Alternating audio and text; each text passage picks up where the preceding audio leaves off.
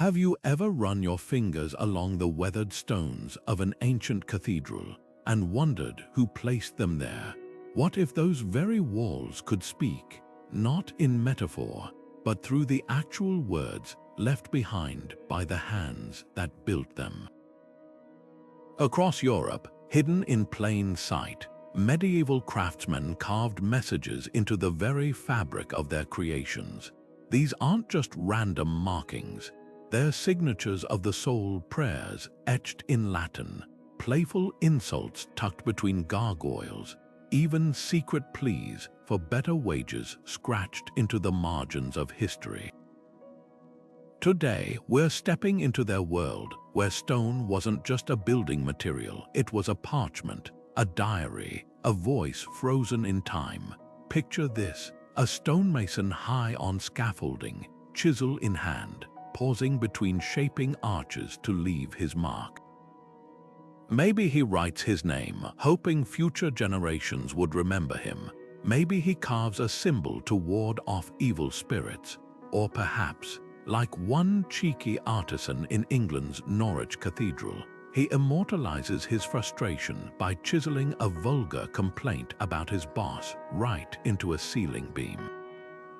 These glimpses into the past shatter the myth of the Dark Ages as a silent era. Instead, we hear whispers of humor, faith, and humanity echoing through the centuries. What makes these messages so extraordinary isn't just their survival, it's what they reveal about the people behind Europe's greatest monuments. These builders weren't nameless drones. They were individuals with stories, hopes, and inside jokes. Their words transform cold stone into something intimate, like finding a love letter tucked inside a library book. As we decode their inscriptions, we'll uncover how medieval craftsmen turned cathedrals into collaborative storybooks, why some messages were designed to be seen only by God, and how modern technology is helping us hear their voices clearer than ever. This isn't just architecture, it's a conversation across 800 years, and you're invited to listen. Stone wasn't just a tool for medieval builders, it was their paper, their pen, and sometimes even their confessional. Imagine the weight of a chisel in your hand, the sound of metal biting into rock, and the realization that your work would outlive you by centuries. That's why so many craftsmen left behind more than just perfectly cut blocks. They carved their names not just for pride, but as a way to say, "I was here."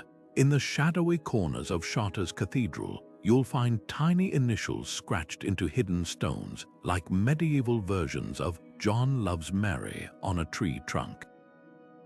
But these messages go far beyond simple graffiti. Some inscriptions were acts of devotion. A mason might carve a cross or a prayer into a stone before it was set into a wall, sealing his faith literally into the building's bones. In Lincoln Cathedral, there's a stone etched with the words, "God grant me strength," a private plea from a worker who knew no one would ever see it, except perhaps the divine. Others were more playful, like the mischievous face grinning from a corbel in Spain's Santiago de Compostela, or the crude doodle of a knight battling a snail in England's Rochester Cathedral. These weren't mistakes or vandalism. They were part of the culture, a way for artisans to claim ownership over their labor in a world where most people left no trace. And then there were the codes. Certain symbols a zigzag here, a strange loop there might have been secret guild marks, a way for stonemasons to identify their work or even communicate covertly. In Scotland's Rosslyn Chapel, the walls are a puzzle box of carved motifs, some thought to hold hidden meanings known only to the initiated. Whether it was a joke, a prayer, or a silent protest, each mark was a deliberate choice, a voice preserved in the one material that could withstand time. Today, as historians and laser scanners uncover more of these hidden messages, we're not just studying architecture, we're eavesdropping on the past. Chiseling words into stone wasn't as simple as picking up a tool and scratching away. It was an art form mastered over years of apprenticeship. Medieval builders relied on a handful of trusty instruments: the chisel for precision, the mallet for force, and sometimes even bow drills for intricate details. Picture a stonemason's toolkit: rough iron chisels with edges hardened in charcoal fires, wooden mallets worn smooth by countless strikes, and perhaps a simple compass for sketching out letters before carving. Each mark they left required deliberate effort. A shallow scratch might record a name quickly, while deeper grooves, like those in Spain's Sigüenza Cathedral, where entire verses were etched, demanded hours of patient labor. The techniques varied wildly depending on location and purpose.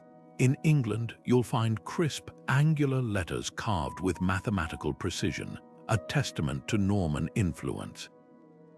Over in Italy, the script often flows more gracefully, mimicking the curves of Roman inscriptions artisans would have seen in ruins. Some messages were meant to be seen, like the bold Latin dedication above a church doorway, while others were hidden, like the tiny symbols masons tucked into the backs of stones, invisible once the wall was assembled. And then there were the rebels. In Germany's Quedlinburg Abbey, someone used their chisel like a pencil, sketching a whimsical dragon in the margins, proving even sacred spaces couldn't stifle creativity.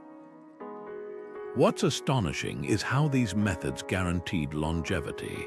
Unlike ink on parchment that faded or wood carvings that rotted, stone preserved voices across centuries exactly as they were left. A mason in France's Cluny Abbey could carve a joke about his hungry stomach in the 12th century, and today we still see the hunger in his hurried strokes. Modern laser scans reveal even the faintest marks, like the nearly invisible gilt signature found on a crumbling buttress in York, its shallow lines surviving because the stone itself became the archive. These builders didn't just work with stone, they weaponized its permanence, turning cathedrals into time capsules, one deliberate strike at a time.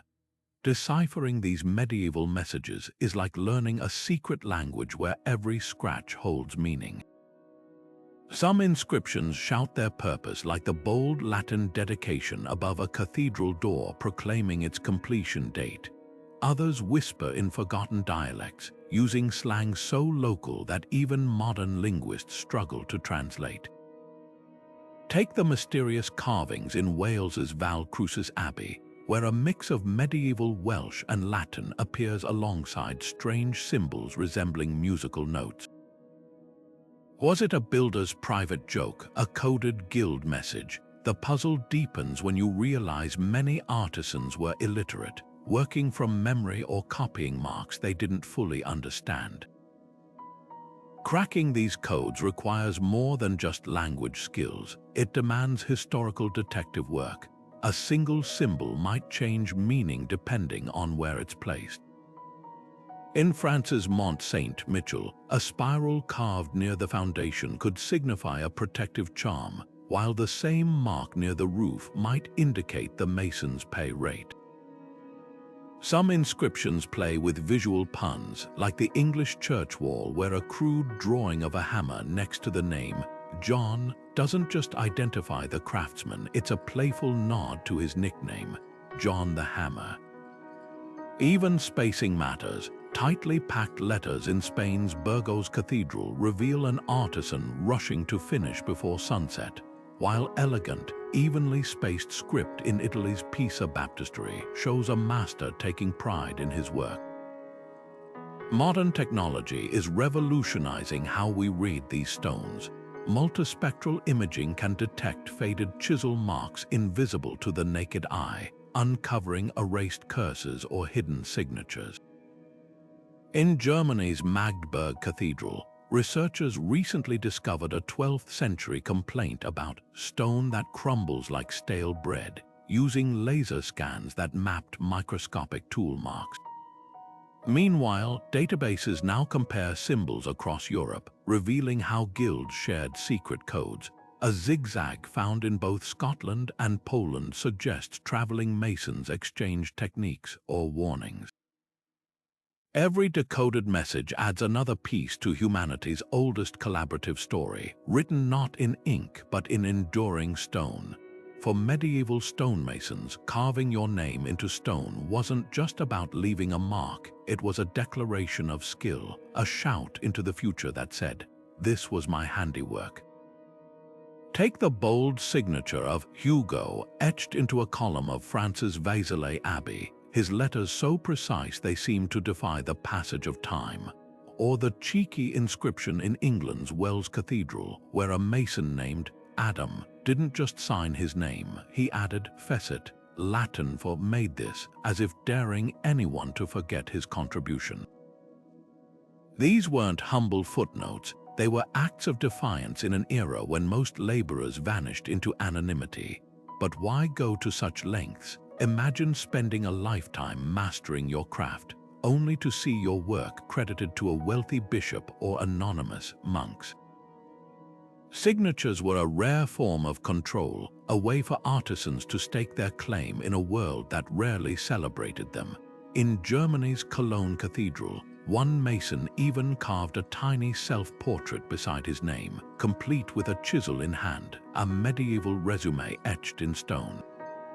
Other signatures reveal hierarchies. Master masons signed prominently near doorways, while apprentices left fainter marks in hidden corners, like the barely visible Tom, scratched into a roof beam at Canterbury, a young worker's hopeful bid for recognition. The tone of these messages ranges from pious to downright boastful. At Spain's Toledo Cathedral, a mason named Rodrigo carved not just his name, but the phrase "none finer," a bold claim that still sparks debates among historians. Elsewhere, signatures doubled as inside jokes, like the cryptic "Ivo was here," carved upside down in Ireland's Glendalough, perhaps a playful jab at a fellow worker. Even dates held meaning. Some masons recorded the year not just for posterity, but as proof they'd survived plagues or wars to finish their work. These signatures transform cold stone into something deeply human, a mix of pride, humor, and the universal need to say, "I existed." What's remarkable is how these personal marks reveal social shifts. Early medieval signatures are rare and modest, but by the late Middle Ages, they explode in creativity, reflecting artisans' growing confidence and bargaining power. After the Black Death wiped out half of Europe, surviving craftsmen could demand higher wages and better recognition. In Italy's Orvieto Cathedral, you'll find entire teams of masons listed like credits on a movie poster, their names carved in elegant script around the nave. It's proof that stone wasn't just a canvas for their skill, it was the closest thing they had to a contract, a pension, or a legacy. Today, as we trace our fingers over these 800-year-old autographs, we're not just reading names, we're witnessing the birth of the artist's signature, one chisel stroke at a time. Among the most haunting messages left by medieval builders are the whispered prayers hidden within the stones themselves. These weren't just decorative flourishes, they were acts of devotion, carved with the same care as the arches and buttresses they supported. In the crypt of England's Winchester Cathedral, a single word, sanctus, meaning holy, is chiseled into a cornerstone, its letters worn smooth by centuries of unseen reverence. Nearby, a mason left a cross inside a circle, a symbol so small it's easily missed, yet it radiates quiet faith. These weren't public displays, they were private conversations with the divine, sealed into the walls like spiritual time capsules. The deeper you look, the more you realize how faith permeated every strike of the chisel. In France's Reims Cathedral, builders tucked tiny inscriptions between gargoyles' phrases like "God shield this house," or "Mary, pray for us." Some stones bear abbreviated Latin prayers, shorthand versions of litanies that workers would murmur as they carved. One poignant example hides high in the rafters of Italy's Florence baptistry, a rough-hewn plea reading "Deus misera," God have mercy. The handwriting is shaky, as if carved by a weary laborer after a long day, his aching arms still lifting the words upward. These spiritual marks often served a dual purpose. Beyond personal piety, many believed their carvings could literally bless the building. In Germany's Regensburg Cathedral, masons embedded crosses into foundational stones, a ritual thought to ward off collapse or evil spirits. Others carved protective runes or cryptic symbols like the intertwined M and A for Maria, found in Austrian churches, blending Christian devotion with older folk traditions. Even the placement held meaning. Prayers near a church's east end often honored the rising sun as a symbol of resurrection, while those by doorways invoked protection for all who entered. What's striking is how these inscriptions mirror the medieval worldview, where the sacred and mundane were inseparable. A mason might spend his morning cursing a stubborn slab of limestone, then spend his lunch break carefully etching a psalm into its surface. In Spain's Leon Cathedral, a beautifully carved Ave Maria sits inches away from a crude sketch of a tavern mug, proof that these builders were neither saints nor sinners, but humans weaving faith into the fabric of daily life.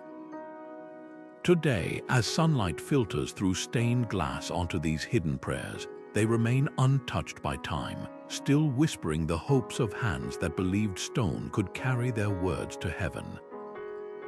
Not every chisel mark in medieval cathedrals was a prayer or signature. Some were outright protests, carved in stone because paper wouldn't last and whispers could be punished.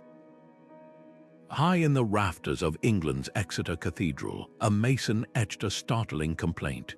"This stone is too hard and my pay is too small." Nearby, another worker left a crudely drawn figure with a swollen belly, a silent jab at the meager meals provided by their employer. These weren't idle doodles, they were calculated risks, grievances pressed into the only medium that couldn't be burned or confiscated. The audacity of these messages becomes clear when you consider the stakes. In an era when challenging authority could mean losing your livelihood or worse, stone offered rare anonymity. A mason could carve his frustration into a hidden corbel, knowing it might be centuries before anyone found it. At France's Strasbourg Cathedral, someone chiseled a Latin curse aimed at the overseer. "May he choke on his gold." The insult survives long after the target's name faded from memory, a testament to stone's power to outlast tyrants. Even the tools became metaphors in Germany's Freiburg Minster. A mallet and chisel are carved upside down, a subtle protest against working conditions so harsh they turned craftsmanship on its head. Some complaints were collective. Beneath the floorboards of Spain's Seville Cathedral, archaeologists found stones marked with tallies, likely records of unpaid wages or grueling hours. Others were deeply personal, like the plea scratched into a hidden ledge of Italy's Siena Cathedral. "My children are hungry, yet the abbot dines on pheasant." The most poignant might be in Scotland's Melrose Abbey, where a single word, "Y," is gouged into a pillar, its letters uneven, as if carved in exhaustion or despair. What's fascinating is how these messages mirror modern labor struggles, just without unions or strike signs. In Austria's Salzburg Cathedral, masons left accidental flaws in visible spots, a crooked line here, a mismatched joint there, subtle sabotage to protest rushed deadlines. At Portugal's Batalha Monastery, someone etched a caricature of the foreman with donkey ears, a medieval version of a mocking meme. Even the church wasn't immune to criticism. One English stonemason hid a lewd joke about a bishop's hypocrisy inside a ceiling boss, knowing the clergy would never look up. These carvings reveal a truth often glossed over in history books, that the Middle Ages had its own underclass, workers who resented exploitation as fiercely as any modern laborer. Their words, frozen in stone, remind us that cathedrals weren't just built on faith and grandeur, but on sweat, frustration, and the quiet rebellion of hands that refused to be forgotten. Today, as historians decode these hidden protests, we're not just studying architecture, we're recovering the first whispers of workers' rights, etched where no one could silence them. The stones of medieval cathedrals hold more than just words, they're canvases of cryptic symbols, each stroke a potential key to a hidden world. Walk through the shadowy aisles of Scotland's Rosslyn Chapel, and you'll find walls alive with geometric puzzles, spirals that mimic celestial movements, interlocking circles echoing alchemical diagrams, even what some believe to be coded references to the Knights Templar. These weren't random decorations. To trained eyes, they functioned like a secret handshake, a way for masons to communicate across generations without saying a word. Take the simple-looking V marks found in York Minster's foundation stones. At first glance, they resemble nothing more than a mason testing his chisel. But compare them to marks in Chartres or Cologne, and a pattern emerges. These were guild signatures, unique to each craftsman like a medieval barcode. Some symbols indicated rank. A star might denote a master mason, while crossed lines signaled an apprentice's work.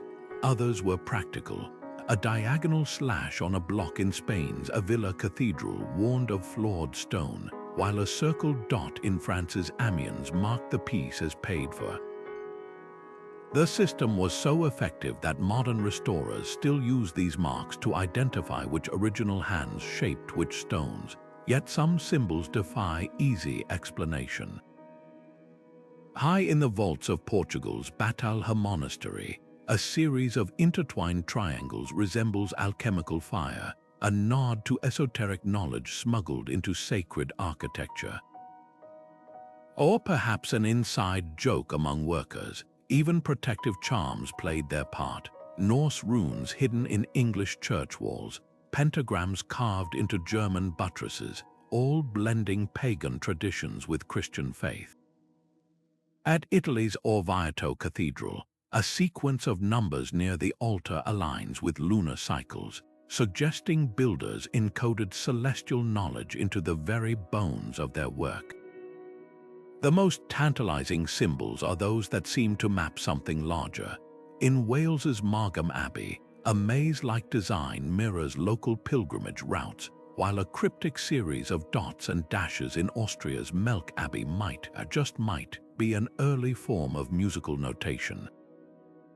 These weren't mere doodles, they were a language without alphabets, where a zigzag could tell a story and a spiral might hold a prayer.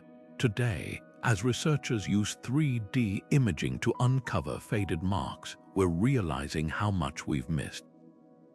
Each symbol is a breadcrumb left by craftsmen who knew their work would outlast them not just as buildings, but as puzzles waiting to be solved. Walk through the stony corridors of medieval Europe, and you'll quickly notice something fascinating. The way builders carved their messages changed as dramatically as the landscapes. In England, inscriptions tend to be brash and practical, like the cheeky complaint in Norwich Cathedral where a mason etched, "This stone is cursed, and so is the abbot who made me lift it." Cross the Channel to France, and the tone shifts.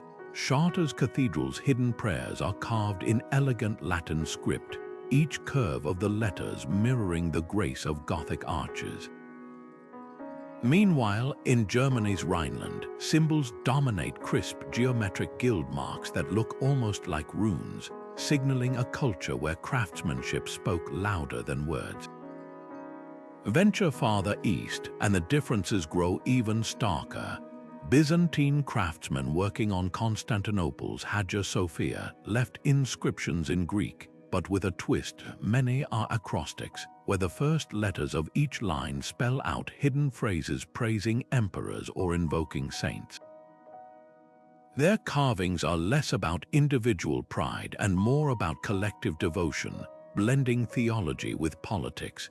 Compare that to Spain's Leon Cathedral, where Arabic numerals pop up alongside Latin text, a quiet nod to the Islamic scholars whose mathematical knowledge influenced local masons.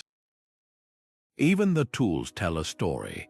Italian artisans used fine-pointed chisels to create inscriptions so precise they resemble calligraphy, while Scottish masons favored bold, angular strokes, their letters as unyielding as Highland granite. Language wasn't the only divider. Social norms shaped these carvings too. In Scandinavia, runic inscriptions often honored fallen comrades, like the one in Denmark's Viborg Cathedral that reads, "Torsten cut this stone for Arne, his brother, who died under the beam." It's a warrior's ethos transferred to the workshop. Contrast that with the poetic flourishes of Venetian masons, who tucked sonnet fragments into balcony supports, or the cryptic merchant signs carved into Portugal's Porto Cathedral, where a ship symbol might mark a donor's trade. Each region's stone whispers its priorities: piety in Rome, pragmatism in London, and in Byzantium, a delicate dance between divine authority and imperial power. What's most revealing is how these inscriptions mirror broader historical currents. After the Norman conquest, English masons suddenly adopted French-style lettering, a silent surrender chiseled into church walls. In Moorish-influenced Spain, you'll find stars and interlacing patterns echoing Islamic art, smuggled into Christian architecture by workers who borrowed from all traditions. Even disaster left its mark. In regions hit by the Black Death, inscriptions grow sparse, then burst back with renewed creativity as surviving craftsmen gained leverage to demand recognition.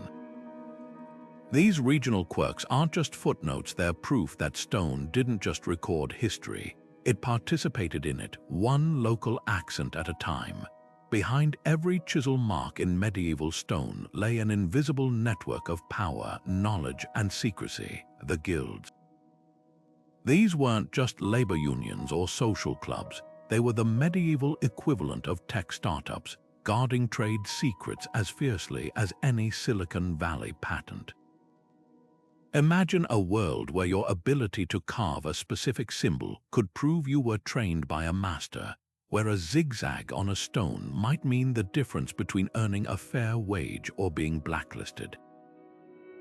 Guilds controlled everything from apprenticeship lengths to the precise angle at which a chisel should strike, and their influence bled into the very messages left in stone.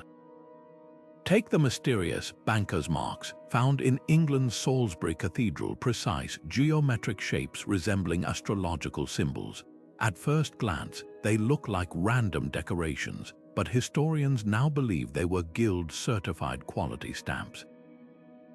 A mason would carve his personal mark next to the guild seal, essentially signing, "This stone meets industry standards." In Germany's Ulm Minster, certain symbols appear only on stones cut during specific decades, acting as a covert dating system for future craftsmen restoring the building. These weren't just practical, they were a language of trust, ensuring that even centuries later, workers could identify which stones bore the guild's approval. The guild's most fascinating legacy might be their secret codes. In Scotland's Dunfermline Abbey, masons left seemingly random sequences of dots and dashes until researchers realized they matched cipher systems described in guild ledgers from France. These weren't just signatures, they were encrypted messages, possibly recording everything from material costs to warnings about corrupt overseers. Some symbols even crossed guild lines. The same five-pointed star found in Portugal's Alcobaça Monastery appears in Swedish churches, suggesting a pan-European network of stonemasons sharing knowledge under the radar of local authorities. But guild influence wasn't just about secrecy, it shaped the very content of inscriptions. In Italy's Florence Cathedral, apprentices were taught to carve Latin phrases in identical script, creating a uniform brand for the guild's work. Meanwhile, German guilds encouraged symbolic storytelling. The elaborate vine and tool carvings on Cologne stone blocks weren't just decorative, they visually narrated a mason's journey from apprentice to master. Even complaints took on guild-approved forms. In York, a series of carved hammers with crossed handles was shorthand for "We're on strike," a collective protest rather than an individual gripe. The guild's tight control had a dark side, though. In France's Troyes Cathedral, archaeologists found stones where messages were deliberately defaced, likely by rivals from competing guilds. And in Spain's Zaragoza, one mason risked expulsion by carving "The guild knows my name but not my hunger," a daring critique of the system that both protected and constrained him. Yet without these organizations, many inscriptions might never have survived. Guilds maintained libraries of designs, ensuring symbols like the Diamond of Faith in Canterbury or the Mason's Wheel in Prague were passed down accurately through generations. What emerges is a paradox. These highly regulated systems also fostered creativity. Guild rules dictated everything from script styles to symbol placement, yet within those boundaries, masons found sly ways to express individuality. A master in Belgium's Tournai Cathedral might follow the guild's exacting standards for letter height, then sneak a tiny self-portrait into the curve of a G. Apprentices in Austria's Salzburg hid doodles of grumpy cats between official guild marks, proving that even the strictest systems couldn't stifle human whimsy. Today, as we decode these guild-influenced messages, we're not just reading words, we're reconstructing an entire ecosystem of craftsmanship, where every chisel stroke was a negotiation between tradition and rebellion. History often paints medieval construction as a male-dominated world, but scattered across Europe's cathedrals and castles are quiet yet defiant traces of women who wielded chisels alongside men. In Spain's Oviedo Cathedral, a stone bears the crisp inscription, "Mi fecit a Decinda." A Decinda made this, her name carved with the same pride as any master mason's. Nearby, a crude but confident sketch of a woman holding a mallet decorates a hidden corbel, a visual mic drop left by an artisan who refused to be invisible. These aren't anomalies, they're proof that women were part of the building trades, though their stories were often chiseled into the margins. The challenges these women faced seep through their rare inscriptions. At France's Clermont Fair and Cathedral, a faint carving reads, "Petronilla labored here, year of our Lord 1264. Its letters squeezed into a cramped space, as if she claimed her place reluctantly, aware of scrutiny. Contrast that with the bold Latin signature of Crosswither in Germany's Quedlinburg Abbey, flanked by a carving of a weaving shuttle and a chisel, symbolizing her dual mastery of textile and stonework. Some messages hint at collaborative partnerships. In England's Hereford Cathedral, a joint inscription by Margaret and John appears beside interlocking marital rings, suggesting husband and wife artisan teams. What's revelatory isn't just their presence, but what they chose to memorialize. While male masons often boasted of skill or rank, women's inscriptions frequently emphasize endurance. A worn stone in Italy's Modena Cathedral carries the weary plea, "Isabel bore this weight 30 days, likely referencing the physical toll of hauling materials. Others subverted expectations with wit, like the playful gargoyle in Austria's Gurk Cathedral attributed to Barbara, its face modeled after a local noblewoman who denied women entry to the guild. Even tools told stories. Archaeological finds in Norwich reveal smaller chisels with handles shaped for feminine grips, customized for hands that history claimed didn't belong on scaffolds. The church's complex role emerges in these carvings, while some convents trained nuns in stonework evidenced by precise geometric patterns in Portugal's Alcobaça Monastery, matching designs in illuminated manuscripts. Other sites show erasure. In France's Beauvais, a slab once reading Sister Matilda was partially recarved to obscure the feminine ending, as if later hands couldn't reconcile a woman's role in sacred architecture. Yet resistance persists. Beneath the whitewash of Spain's Salamanca Cathedral, infrared imaging revealed a 12th century roster of workers including Maria Lapicida, Mary the Stonecutter, her title defiantly Latinized in the masculine form. These fragments rewrite assumptions about medieval gender roles. At Sweden's Vadstena Abbey, runestones commemorate Gudrid, who raised this wall, her Norse name appearing alongside Christian crosses, blending old and new faiths. In Scotland's Inchcolm Abbey, a stone ledger lists payments to Janet for carving saints' faces, proving women could specialize in detailed sculptural work. Even setbacks became permanent records, like the Welsh slate at Margam Abbey where Angharad's mark is crossed out, then carefully reinscribed nearby, a silent testament to persistence. The most poignant messages are those that transcend craft. High in the rafters of Belgium's Tournai Cathedral, someone carved a lullaby into a beam, notes and words intertwining, likely by a mother working while minding a child below. In Denmark's Roskilde, a votive carving shows a woman presenting a model church to the Virgin Mary, mirroring male patrons' gestures but with a humble caption, "Thy servant built this in secret." These women didn't just leave signatures, they embedded their lived experiences into stone, ensuring future generations would know the hands that shaped heaven weren't all male.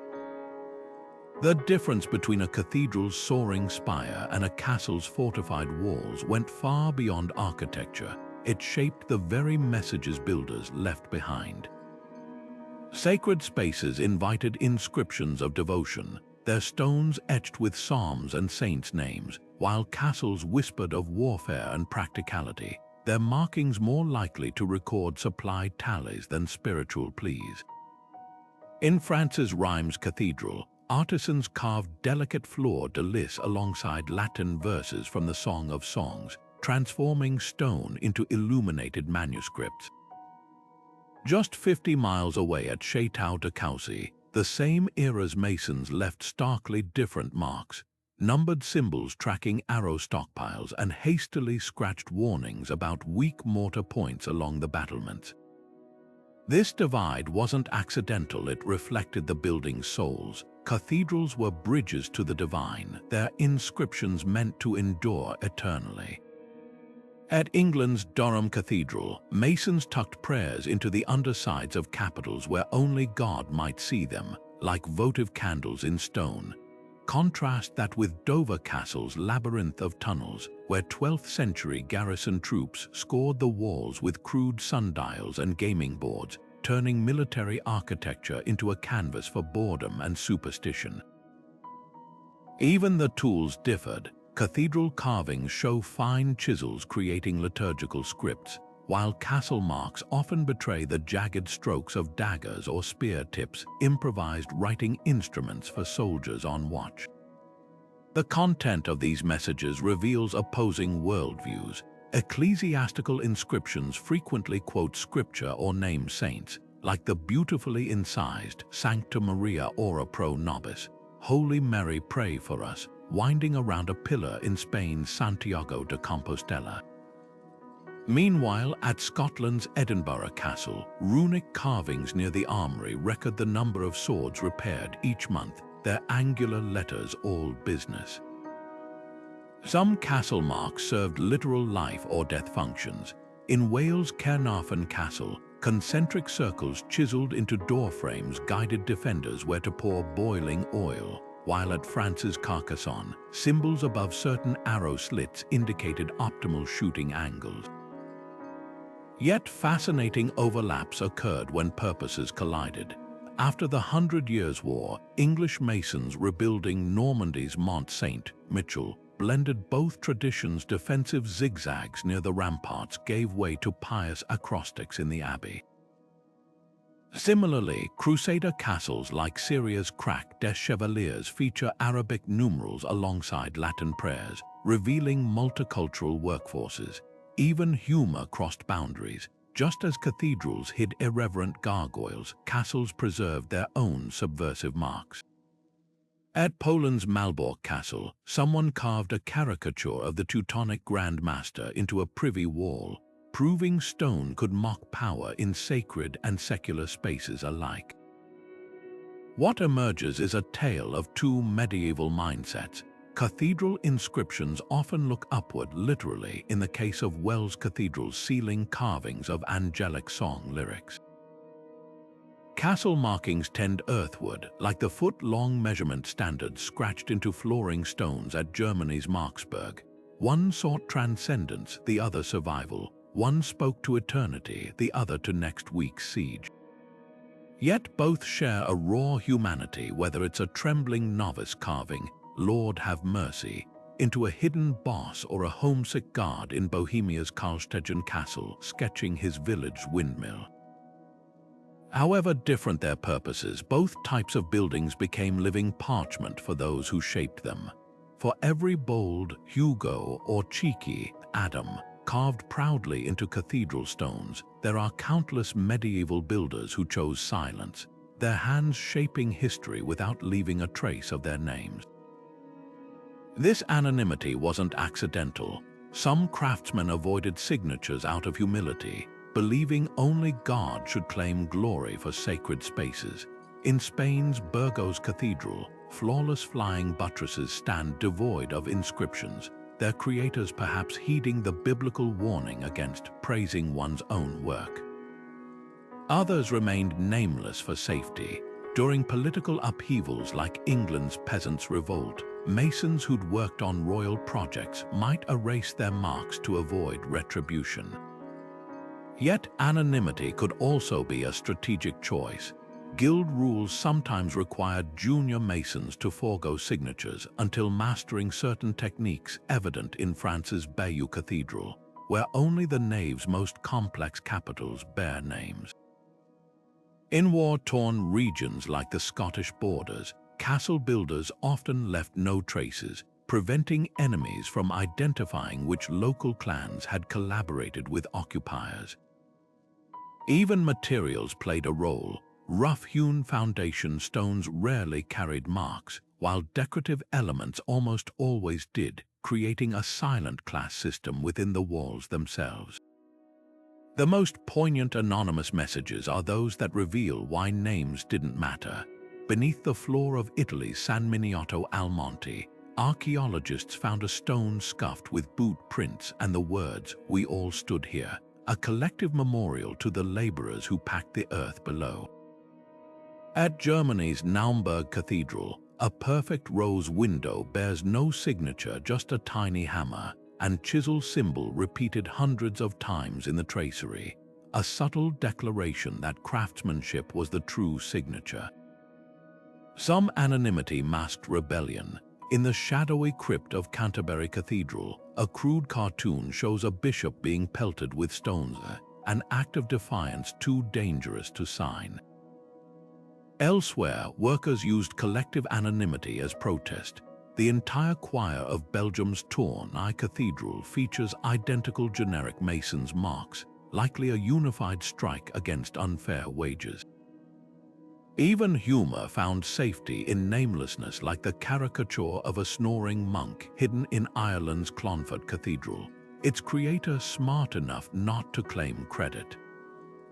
These silent builders left something more revealing than signatures, a window into medieval society's undercurrents. The unnamed artisans who carved the labyrinthine floor of Chartres didn't need individual recognition. Their work was literally designed to be walked over, a metaphor for Christian humility. Meanwhile, castle workers along the Rhine left numerical codes instead of names, creating the medieval equivalent of punch in time cards.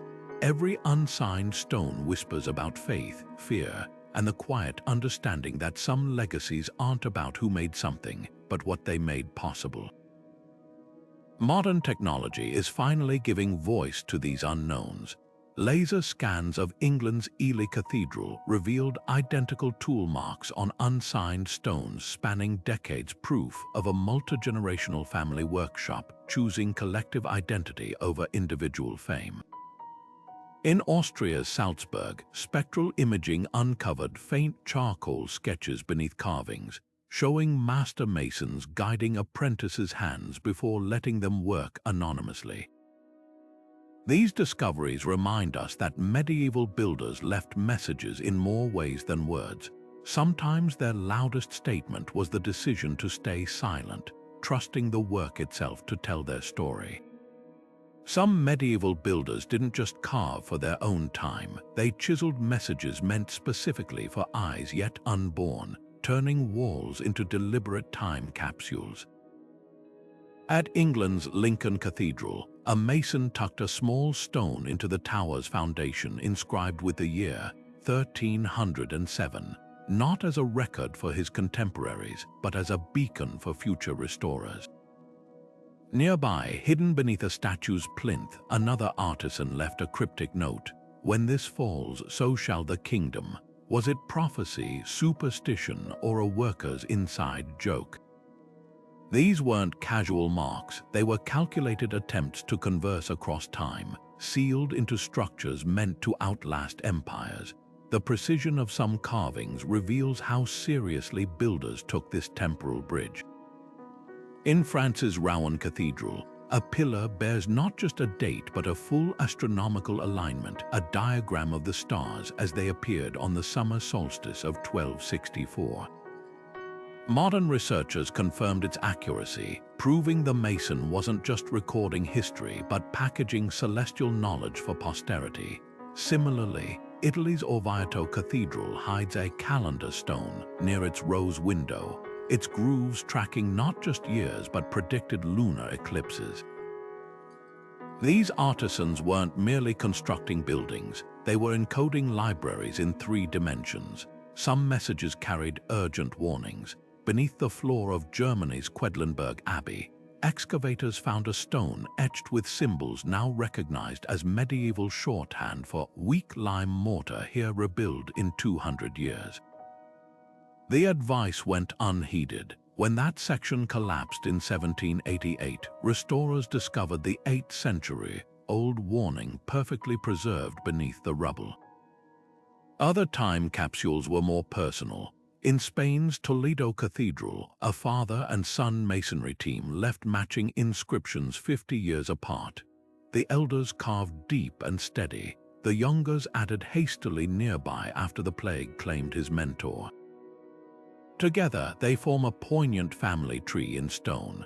The most haunting predictions emerge from disaster zones. After the Great Fire of London in 1266, masons rebuilding St. Paul's embedded stones marked with flame symbols and the phrase, "as above, so below," a grim nod to future calamities. In Lisbon's Carmel convent, partially destroyed by the 1755 earthquake, archaeologists found premonitory carvings of crumbling towers made 3 centuries earlier, perhaps warnings from builders who recognized the region's seismic instability.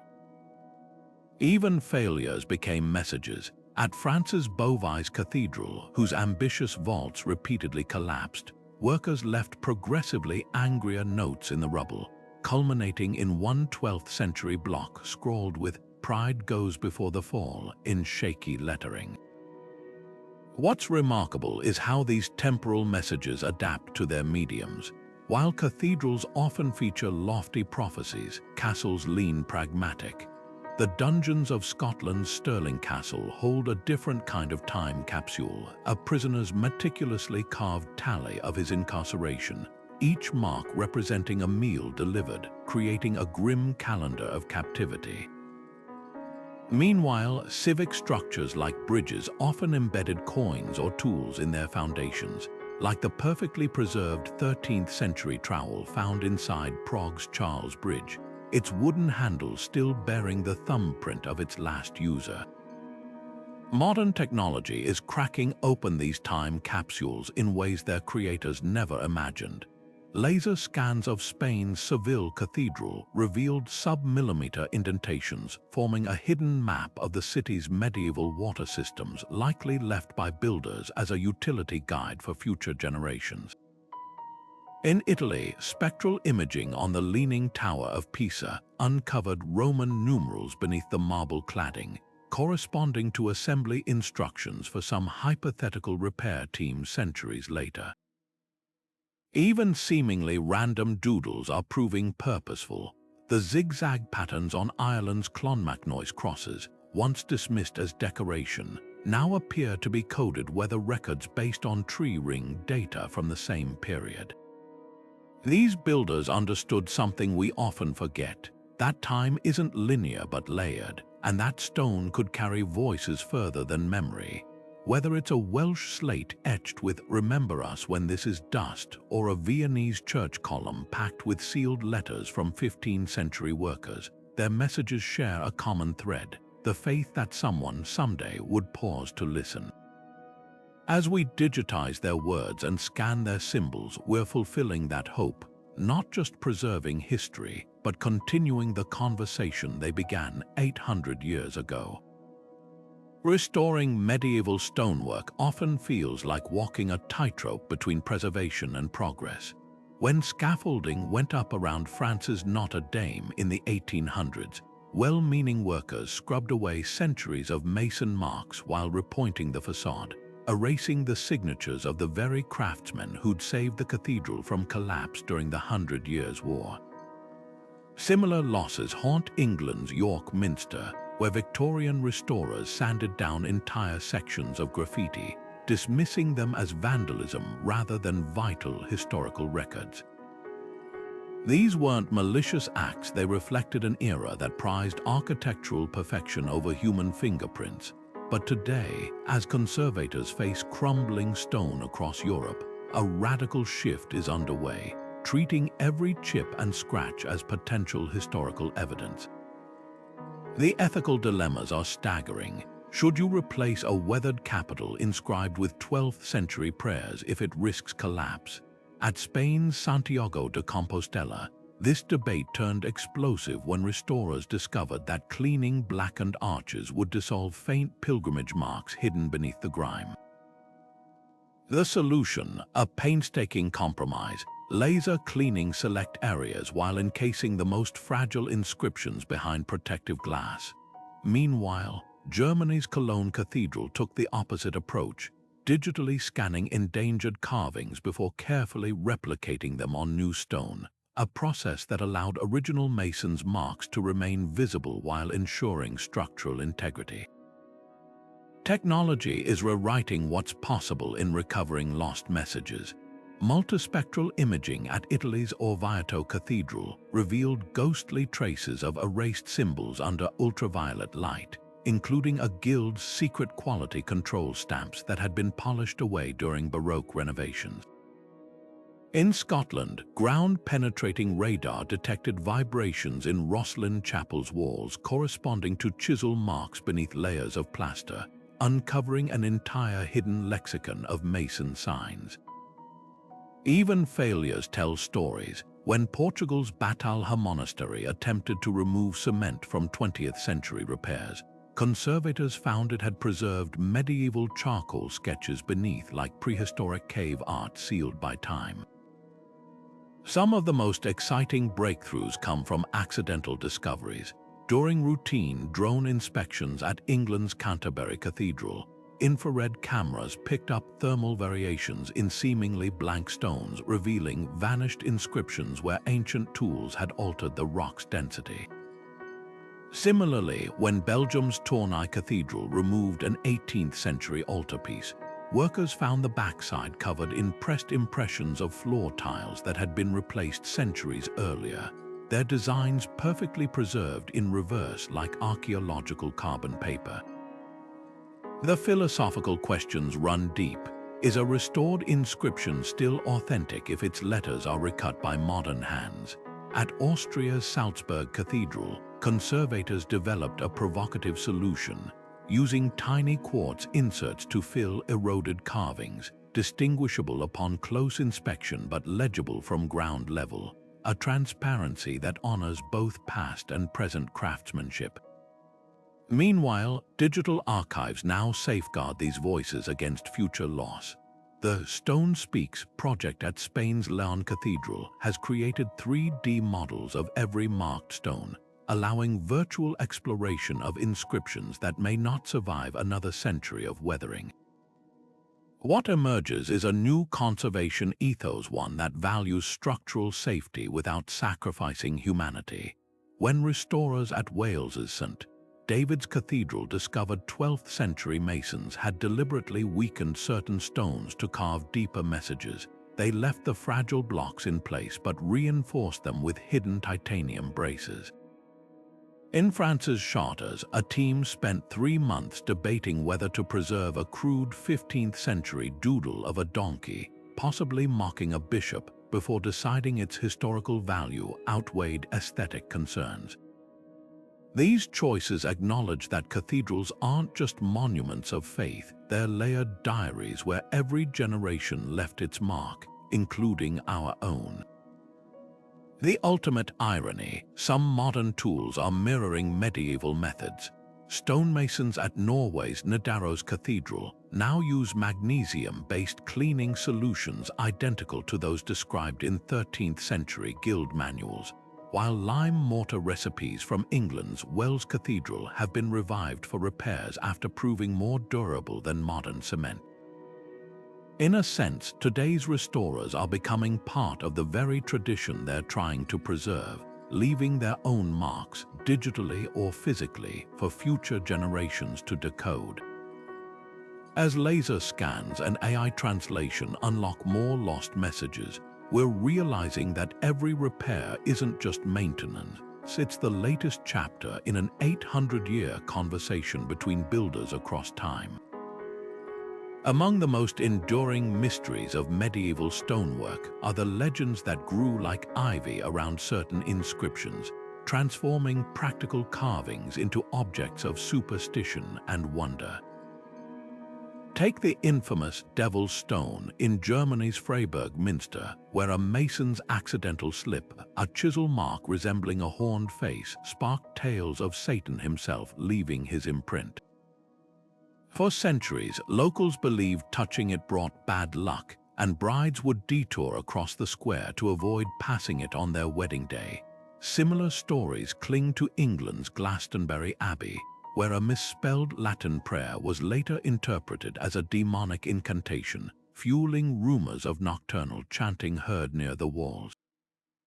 These weren't just ghost stories, they reveal how communities projected their fears and hopes onto the very fabric of their buildings. Some legends blurred the line between craftsmanship and magic.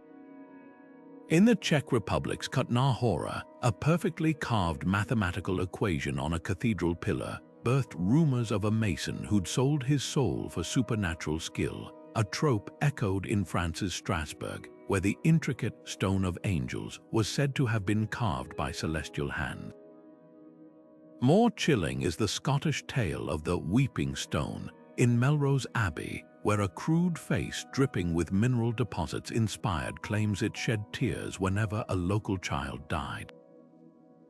Archaeologists later found that tears were caused by a cleverly hidden drainage system, proving medieval builders sometimes engineered their own myths. The most persistent legends involve curses. Spain's Avila Cathedral houses the so-called Mason's Revenge, a stone inscribed with symbols now believed to be guild shorthand for poor quality mortar. Over time, this evolved into a fable about a worker who deliberately weakened a wall after being cheated of wages, causing it to collapse on the cheating foreman. Similarly, Cornwall's Tintagel Castle has a rock carved with intersecting lines that locals swore caused storms if disturbed, until historians identified it as a simple quarry mark. These stories often served practical purposes, discouraging theft of materials or justifying repairs. When Ireland's Clonmacnoise needed new roofing in the 15th century, monks spread rumors that removing any stone would summon a phantom horseman, ensuring no one scavenged the crumbling masonry. Ghostly builders feature prominently in folklore too. The Knight Mason of Belgium's Tournai Cathedral was said to appear during renovations, his invisible chisel correcting modern workers' mistakes. In Italy, the spirit of Fra Giovanni allegedly guides restorers at Assisi's Basilica, his presence marked by the scent of lavender, an herb medieval masons used to soothe sore hands. These tales often encode real history. The White Lady haunting Portugal's Batalha monastery matches descriptions of a stonemason's widow who secretly completed his work in disguise after guilds barred women. What makes these legends so compelling is how they preserve truths in metaphorical form. The Singing Stone of Wales's Val Crucis Abbey, a block that hums when struck, likely memorializes an artisan who whistled while working, his tune forever tied to the rock. And in Denmark's Roskilde Cathedral, the bishop's shadow carving isn't supernatural, as locals once thought, but a clever sundial designed by a priest mason to track penitents' hours.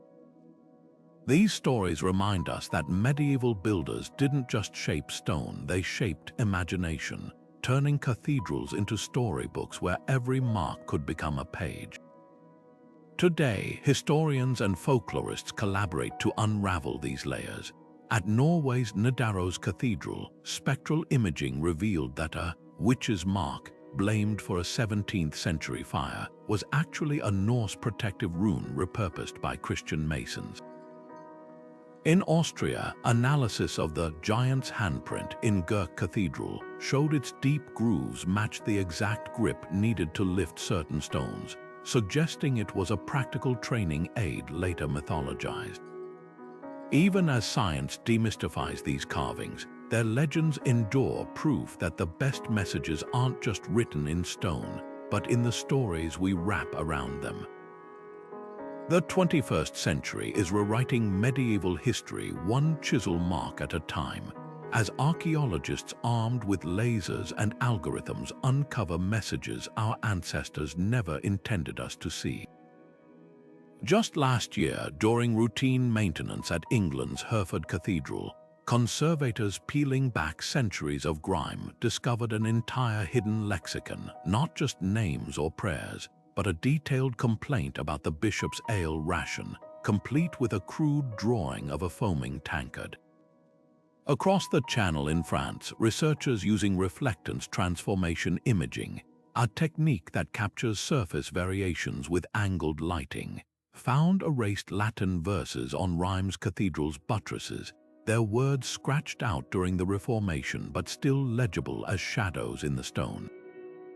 These aren't just additions to the historical record, they're windows into moments when builders risked their livelihoods to say what couldn't be said aloud. The real game changer has been multispectral imaging, which detects chemical changes in stone invisible to the naked eye.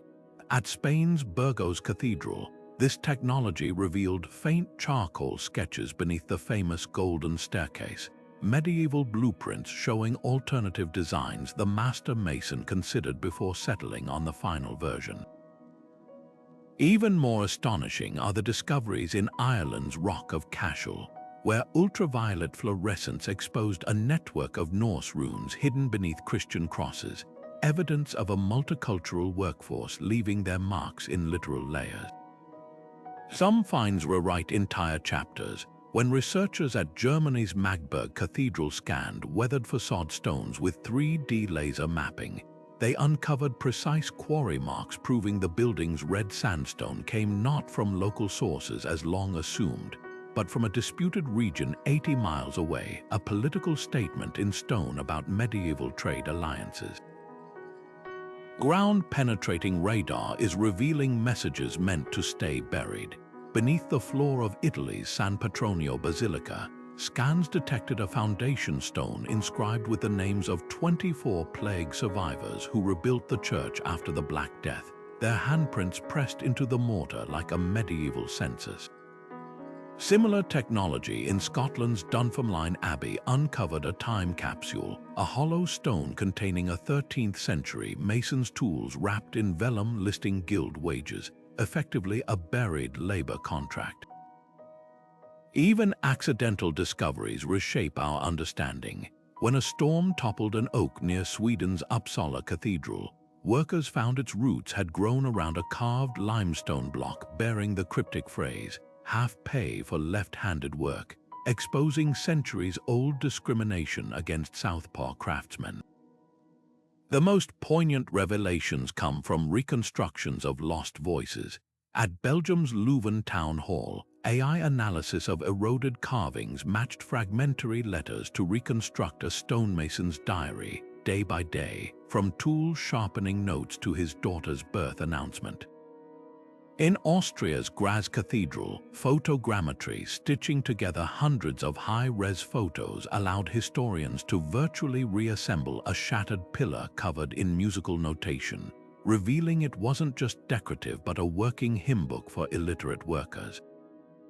Perhaps the most humbling discovery came from Portugal's Jerónimos Monastery, where hyperspectral imaging exposed thousands of microscopic tool marks on seemingly blank walls, evidence of apprentices practicing basic cuts, their failed attempts smoothed away by masters but preserved in the stone's memory.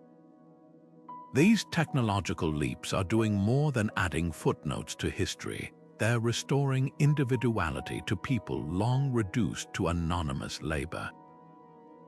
When Cambridge researchers applied machine learning to analyze chisel strokes at Ely Cathedral, they could distinguish between different workers' hands based on the angle and depth of their cuts, reconstructing entire teams like detectives profiling suspects. At France's Albi Cathedral, spectral analysis of a single stone's weathering patterns revealed it had been recarved 4 times between the 13th and 15th centuries, each iteration recording a different artisan's response to settling foundations.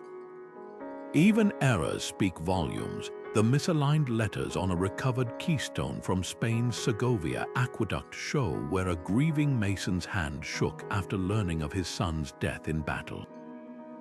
What emerges is a digital resurrection of the medieval workspace, where every chip and scratch becomes a data point.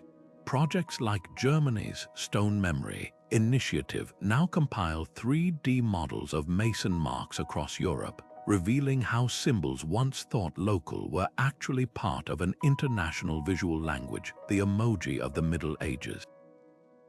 In Denmark's Roskilde, researchers used drone-mounted LiDAR to discover that seemingly random doodles on the cathedral's spires actually align with constellations visible during its construction, turning the entire building into a celestial calendar. As these techniques grow more sophisticated, we're not just finding new messages, we're learning how to read between the lines of stone itself, recovering voices that have been waiting 8 centuries to be heard. The walls are still speaking, and for the first time we have the tools to listen.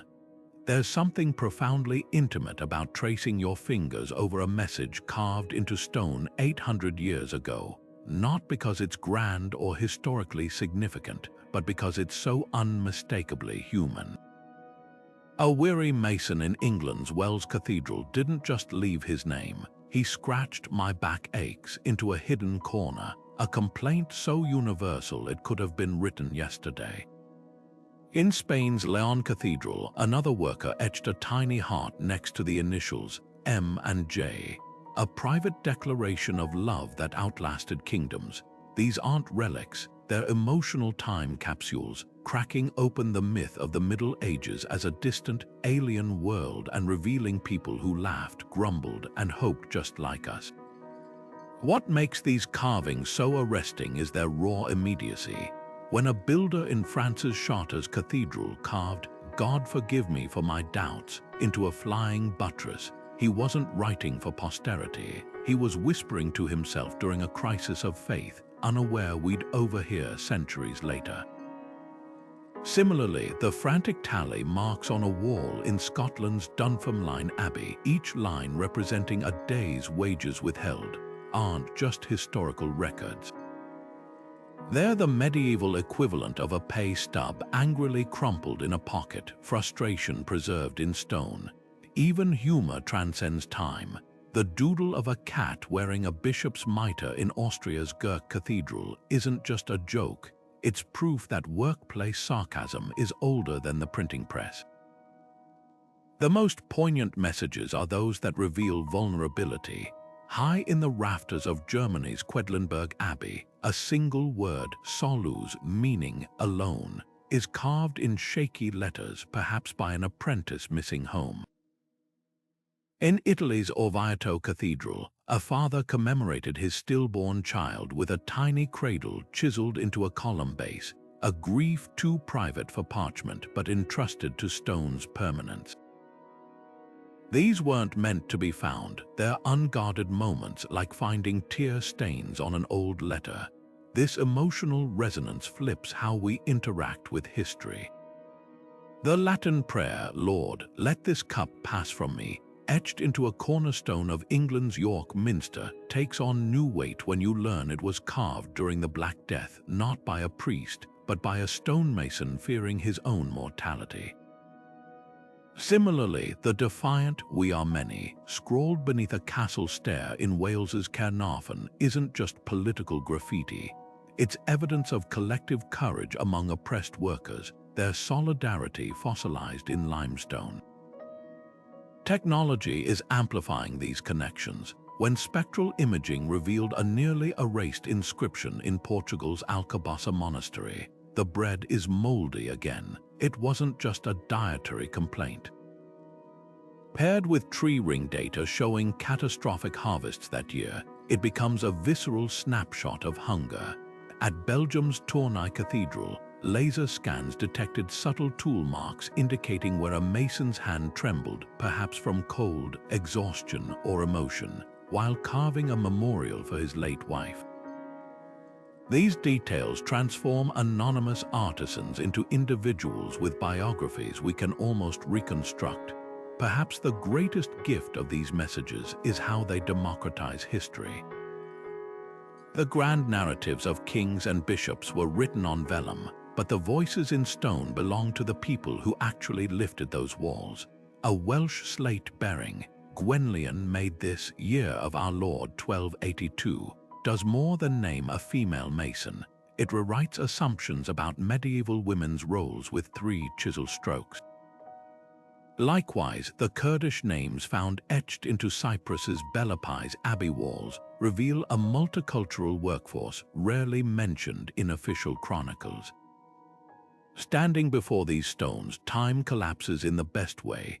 The joy in a French mason's exclamation, "The sun shines at last," carved after a week of rain, feels as fresh as a modern tweet about good weather. The profanity-laced rant about a foreman in Spain's Sigüenza Cathedral could have been ripped from a contemporary construction site port, a potty door. And when a young apprentice in Norway's Nidaros Cathedral nervously practiced his letters by scratching, "Am I doing this right?" into a discarded block, he unknowingly created the most relatable medieval artifact of all. These builders never imagined us reading their words, which is precisely what makes them so powerful. They weren't writing history, they were living it, one weary, hopeful, defiant chisel stroke at a time. And in their unguarded moments, preserved like insects in amber, we don't just learn about the past, we recognize ourselves.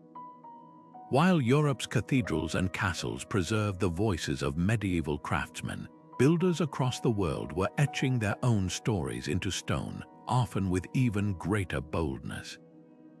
Take the towering mosques of the Islamic world, where intricate calligraphy wasn't just decoration but a sacred act. In Iran's 14th century Jame Mosque of Isfahan, artisans carved entire Quranic verses into brickwork with geometric precision, each twist of the script doubling as both prayer and structural reinforcement. But hidden beneath the grandeur are humbler marks. In Morocco's Hassan Tower, a single stone bears the frustrated scrawl of a laborer in medieval Arabic. The mortar is too wet, proving even sacred projects had their off days. Venture east to China's Great Wall, and you'll find an entirely different language of stone. Ming Dynasty builders left carved responsibility tablets every few miles, listing not just names but entire work crews and their home villages. One inscription near Beijing reads like a medieval time card. Team 3, Shandong Province, laid 32 stones this day, Overseer Zhang approved. But some messages defied bureaucracy, like the hidden poem near Jiayuguan Pass where a homesick soldier carved, "The wall stretches farther than my heart can bear," his characters softened by 8 centuries of wind.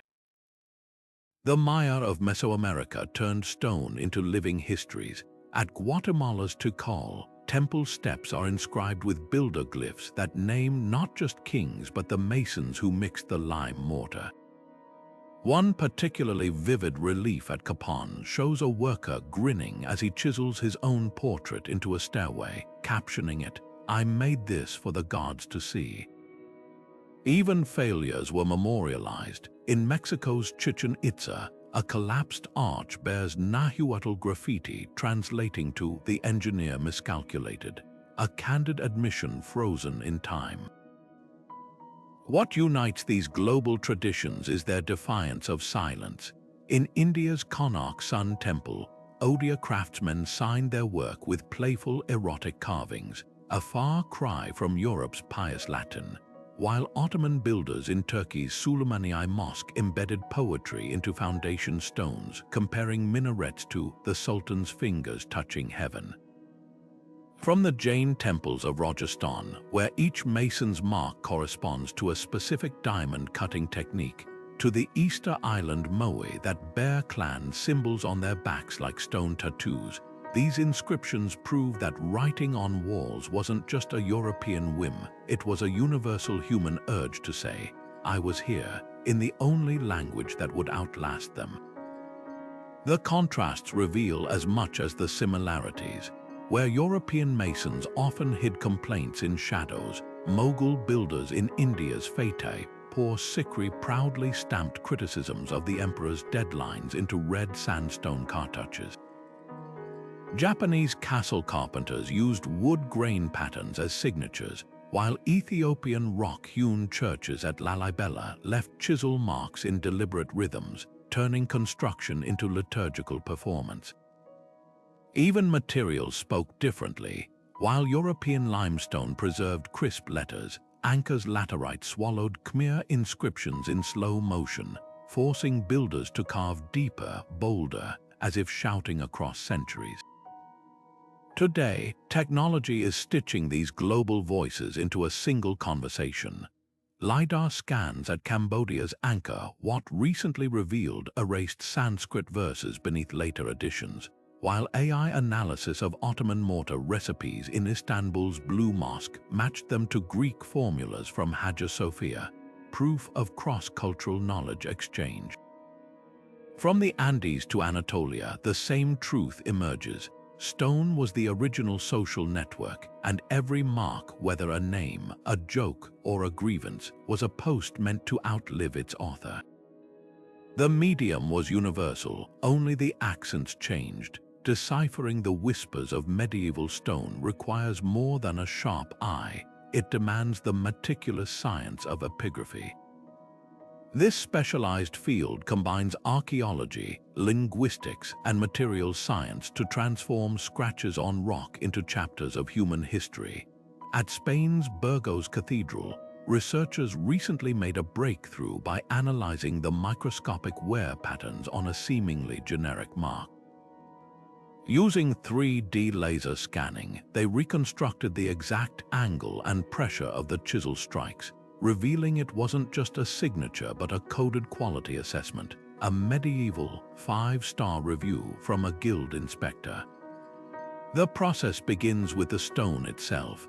Geologists can pinpoint where a block was quarried by examining its mineral composition, like tracing the origin of a fingerprint.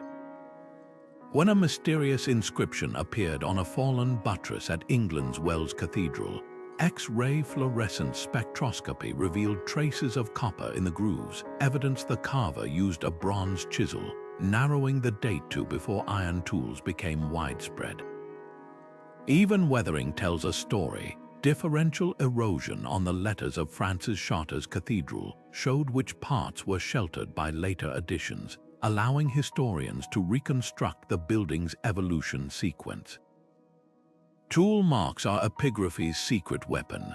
Under a digital microscope, the distinctive herringbone pattern left by a particular type of medieval chisel helped authenticate controversial carvings at Scotland's Rosslyn Chapel.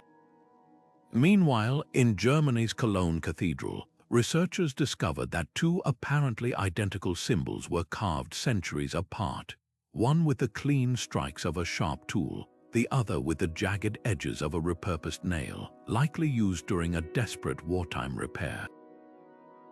Dating these inscriptions often relies on unexpected clues. At Italy's Orvieto Cathedral, scholars carbon dated the lichen species growing inside carved letters, while in Portugal's Batalha Monastery, pollen trapped in stone pores revealed the season when certain marks were made. Some of the most ingenious methods come from linguistics, by tracking the evolution of letter forms like how the Lombardic M in early medieval inscriptions flattened into Gothic verticals. Experts can assign dates within a few decades. A single apostrophe-style mark on a Welsh castle wall settled a century-long debate when linguists recognized it as a 15th-century abbreviation for Year of Our Lord.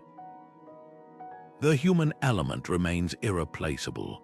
In Austria's Melk Abbey, a master epigrapher noticed faint red ochre traces in a worn inscription, the ghostly remains of a long-faded practice where masons highlighted their work with pigment. At Spain's Santiago de Compostela, a scholar fluent in medieval Galician deciphered what others had dismissed as random scratches, uncovering a worker's ballad about lost love, its verses hidden in a spiral pattern around a column base. Technology now pushes these discoveries further.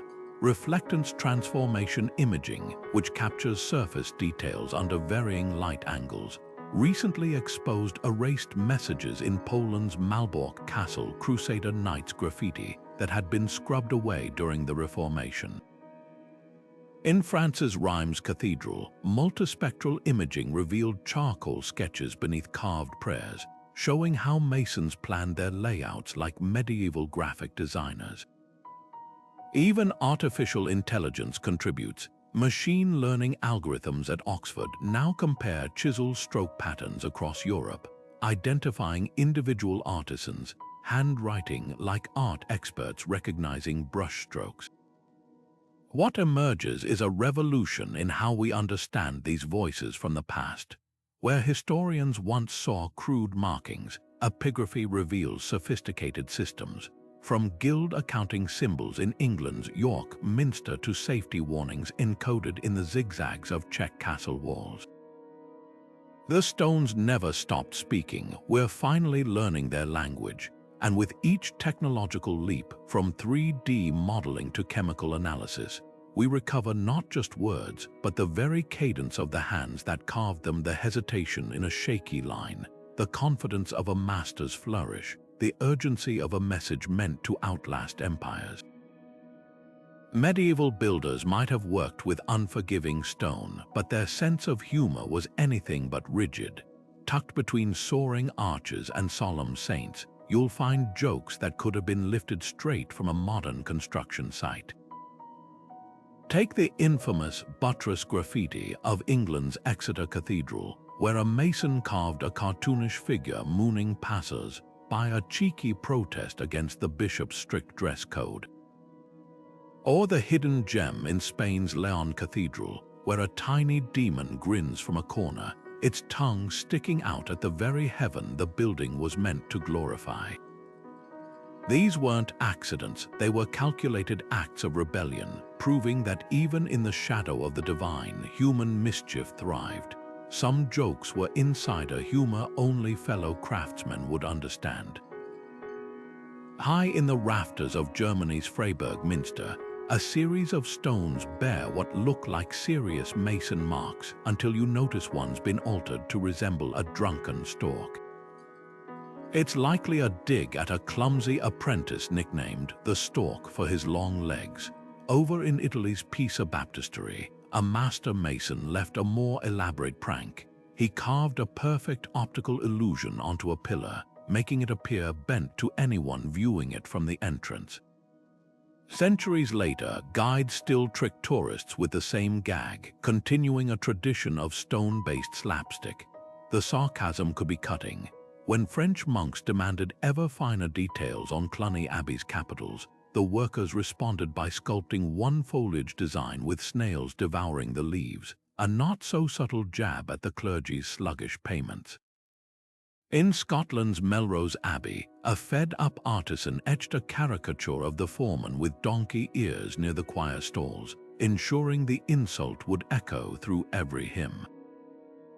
Even the church's authority wasn't immune. Beneath the throne of Norway's Nidaros Cathedral, someone carved a crude pun in Latin, seeds meaning both seat and buttocks, a double entendre that likely got a few medieval chuckles during solemn ceremonies. Animal antics were a favorite theme. Wales's St. David's Cathedral harbors a sheep wearing spectacles, while Austria's Gurk Cathedral features a fox preaching to geese, a sly critique of corrupt priests. But the prize for most bizarre goes to England's Rochester Cathedral, where a knight battles a snail in a recurring motif.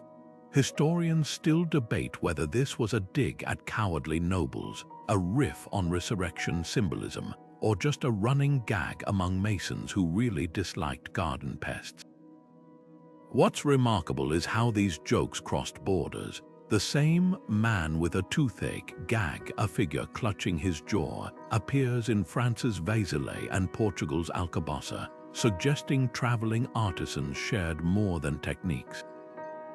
In Ireland's Clonfert Cathedral, a hidden panel shows two monks playing a board game, one cheating so blatantly he's moving pieces with his toes.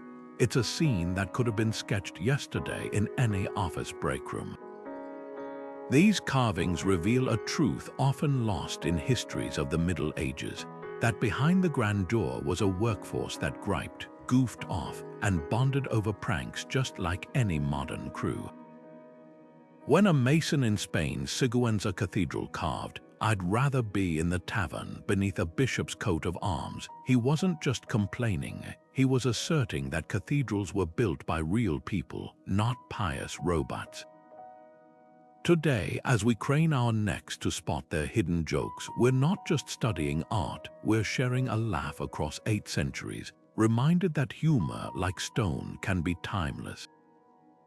Not every chisel mark in medieval stone bowed to orthodoxy. Some dared to whisper heresy, challenge power, or preserve forbidden knowledge where parchment would burn.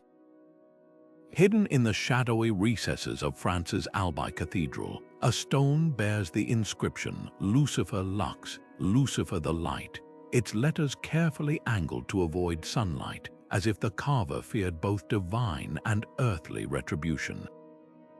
Nearby, a crude sketch of a dove clutching a serpent in its talons subverts the usual symbolism. Was it a coded Cathar belief, a mason's private joke, or a dangerous provocation? These contentious carvings force us to reconsider the Middle Ages as a monolith of blind faith, revealing instead a world where dissent found refuge in the very walls meant to suppress it. Some messages weaponized scripture against the church itself. In England's Lichfield Cathedral, a weathered capital depicts a fox dressed as a bishop preaching to geese, a visual jab at clerical corruption that somehow escaped destruction. More brazen still is the carving in Spain's Salamanca Cathedral, where a demon holds a scroll reading, Deus Esti, God exists, its irony sharp enough to make reformers flinch. These weren't random acts of vandalism, they were calculated risks. When a mason in Germany's Naumburg Cathedral carved the phrase, "You by isti Papa, I by isti Roma," Where the Pope is, there is Rome. Upside down beneath a statue of St. Peter, he inverted not just letters but authority itself, embedding protest where only the literate or the observant would notice. The most unsettling inscriptions hint at esoteric knowledge. Rosslyn Chapel's infamous apprentice pillar swirls with botanical carvings of maize, a plant unknown in Europe before Columbus, alongside Hebrew letters spelling Ihu. Was this evidence of pre-Columbian transatlantic contact guarded by Mason guilds, or a medieval version of an inside joke? Similarly, the geometric patterns on Portugal's Templar built Toma Church align with Kabbalistic diagrams, suggesting builders borrowed from traditions the church officially condemned. Even seemingly benign symbols could carry coded meaning. The recurring green man faces in English cathedrals, once dismissed as pagan holdovers, now appear linked to herbalist traditions documenting medicinal plants, knowledge often suppressed as witchcraft. Rebellion took quieter forms too. Beneath the whitewash of Italy's Santa Maria Novella, restorers found stones marked with the dates of local peasant revolts, their numerals disguised as masons' measurements. In Bohemia's Karlstegen Castle, a scratched Hussite hymn near the armory confirms Protestant sympathies among workers during the brutal religious wars. These carvings expose the fault lines in medieval society. The stonemason in Austria's Melk Abbey who carved "The abbot eats while we hunger" risked flogging, but chose a spot where the inscription wouldn't be found until the next repair centuries later. The church's contradictory response reveals its unease. While some heretical carvings were defaced, like the Cathar-inspired Perfecti figures chiseled away from Montsega's walls, others survived through clever camouflage. France's Chartres Cathedral harbors a Sheila Nogig, a fertility figure with exaggerated genitalia tucked high on a flying buttress, her presence likely tolerated because Masons claimed she warded off evil. In Ireland, stonemasons hid Norse runes within Christian crosses at Clonmacnoise, a silent nod to multicultural identity that officials turned a blind eye to, so long as it stayed subtle. What makes these messages so explosive isn't just their content, but their medium. Unlike books that could be burned or heretics who could be silenced, stone demanded laborious destruction. To erase one carving often meant weakening a wall or spending precious funds, a practical constraint that gave Dissent unusual longevity.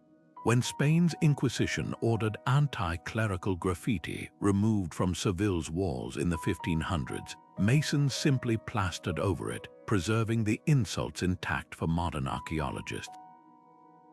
Even the act of carving could be subversive. The Lollard sympathizing Mason who etched John Wycliffe's banned sermons into the foundation stones of England's Hereford Cathedral did so knowing his words would outlive the bishops who condemned them. Today, technology is resurrecting these lost voices. Multispectral imaging at France's Carcassonne revealed erased Occitan phrases praising the troubadour culture the church sought to eradicate. In Germany, AI analysis of tool marks proved that certain heretical symbols in Worms Cathedral were added decades after construction, likely by reformist Masons during the Protestant Reformation. Each discovery peels back another layer of medieval complexity, proving that cathedrals weren't just bastions of doctrine, but arenas where ideology and resistance played out in stone. These controversial carvings force us to abandon simplistic notions of medieval conformity. When a worker in Italy's Orvieto Cathedral dared to carve "Non isti hic Deus," God is not here, beneath a fresco of the Last Judgment, he wasn't just blaspheming, he was asserting that sacred spaces held room for doubt. From the Cathar cross hidden in a Toulouse church's masonry to the anarchic slogan, Omnia sunt communia, all things are common, scratched into a Bohemian castle, these messages remind us that stone could be the ultimate samizdat, preserving voices the powerful hope to erase. In an age when dissent risked fire, the Masons' greatest rebellion may have been their faith in permanence, the certainty that someday someone would pause to read between the lines they left behind.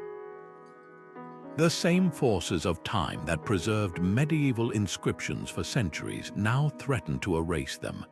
Acid rain gnaws at the delicate grooves of prayers in France's Rheims Cathedral, while air pollution in Milan has turned once crisp Mason marks on the Duomo into ghostly impressions. Even touch poses a danger, the cumulative effect of millions of fingertips tracing the same Latin verses in Spain's Santiago de Compostela has worn some carvings smooth as sea glass. But the greatest menace often comes from well-intentioned mistakes. 19th century restorers scrubbed York Minster's stones with wire brushes, unaware they were erasing 800 years of worker signatures along with the grime. Modern conservators wage a high-tech battle against these losses. At Germany's Cologne Cathedral, a team deploys silicone molds so precise they capture tool marks at a microscopic level, creating backups before weathering claims the originals. In Italy, the Stone Memory Project uses laser ablation to gently remove black crusts from medieval carvings without harming the underlying surface, a process so delicate it can distinguish between soot deposits and the original chisel's carbon residue. Some solutions are surprisingly low-tech. Cambridge researchers discovered that applying a paste made from crushed barley draws out damaging salts from porous limestone, a technique borrowed from medieval guild manuals. Public engagement has become conservation's secret weapon. When visitors to Portugal's Batalha Monastery reported fading inscriptions, citizen scientists helped map damage using smartphone cameras equipped with special filters.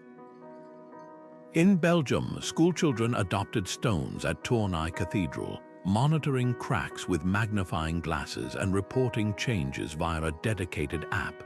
These crowdsourced efforts often spot problems professionals miss, like the Welsh retiree who noticed suspicious moisture near a 14th century Mason's poem Dissent.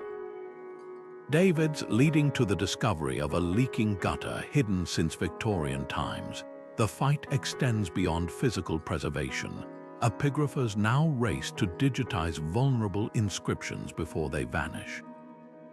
At Scotland's Rosslyn Chapel, photogrammetry created 3D models of intricate carvings now obscured by centuries of candle smoke.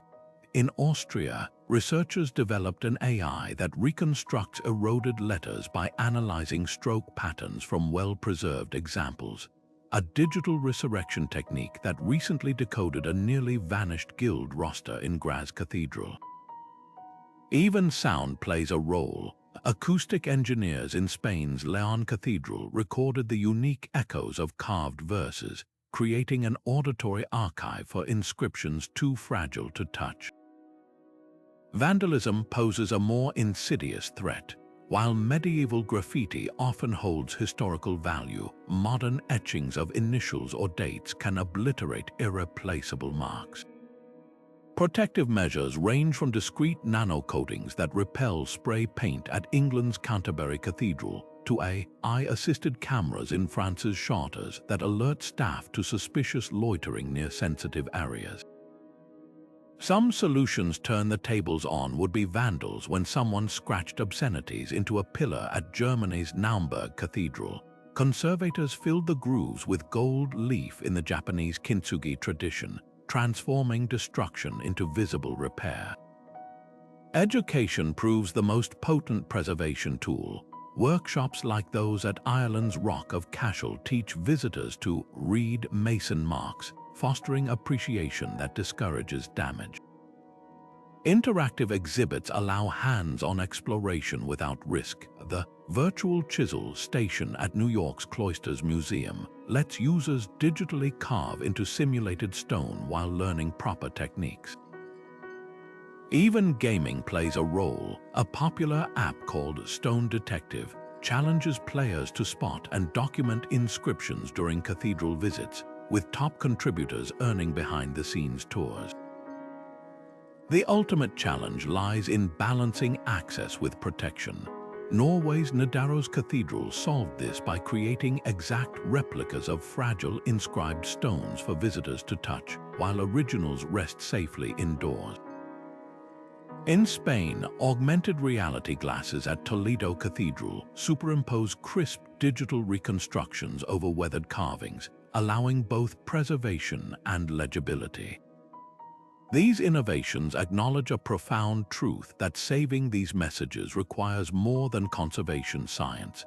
It demands creative ways to keep their stories alive for generations who may never lay hands on the actual stones. What emerges is a global rescue mission operating on multiple fronts. From the biochemists developing enzyme-based cleaners at Oxford to the volunteers transcribing fading Welsh runes in driving rain, each effort recognizes that these carvings aren't just historical records, they're the closest thing we have to medieval Twitter feeds, broadcasting unfiltered voices across centuries. The irony is poignant. The same permanence that preserved these messages now makes their loss irreversible.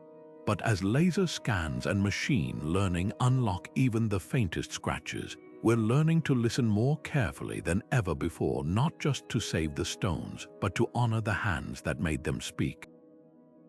Some medieval carvings weren't just meant to be seen, they demanded to be touched, their messages locked in the very texture of the stone until a human hand unlocked them.